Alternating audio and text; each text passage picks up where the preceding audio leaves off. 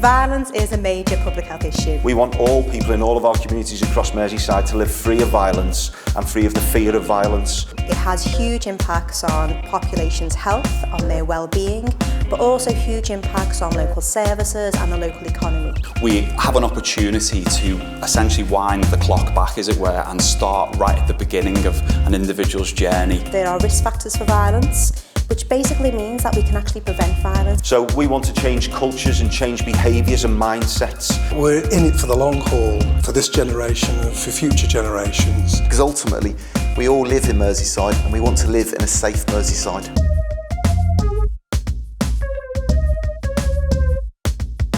There's not one thing that increases someone's risk for violence. There are multiple things. That could be things in an individual's life, in their relationships. It could be things in their community or society. What the VRP does is actually look at the issues that are facing a geographical area in terms of violence, looks at the data, allocates resources accordingly, then re-examines it, evaluates it and monitors what the impact is. But we can only do that if we have a real diverse level of backgrounds in the professionals that come and work within our team. We work with the community, we work with academia to take a real whole system approach.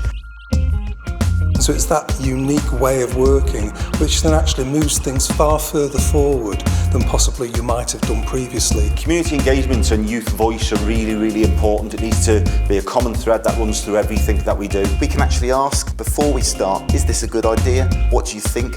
And from the voice of the young people, we can tweak those initiatives and programmes and projects.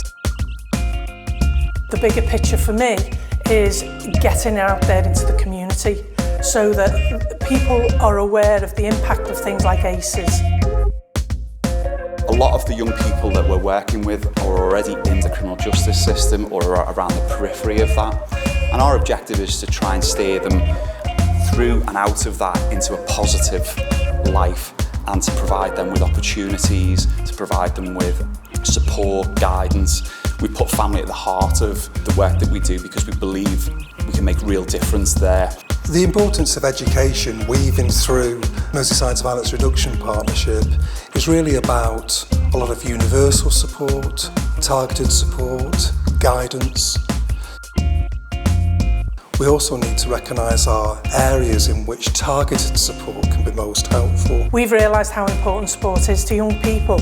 It can actually not only divert them from serious violence, but it can also give them massive boosts in their own self-esteem, and it can actually open up avenues for them they didn't know existed. So we've looked at how can we maximise the impact of that activity, but focus it more in areas where we know we've got more of a problem with serious violence. Campaigns are a really, really important part of what we deliver. We've had Eyes Open, which is a campaign that seeks to educate and tell people about the warning signs of children being groomed in our communities every single day. Another excellent campaign we have ongoing at the moment is You Know Who, to educate people and give them warning signs around cuckooing. One of the purposes of Merseyside's Violence Reduction Partnership is to be offering guidance that can be used by organisations, by establishments. We also have a programme that's known as the Destinations Directory. That's aimed at 16 to 25-year-olds, and within it it's got employment, training, education. We're also looking at systems change as well, so we ensure that all the 5 boroughs all share best practice.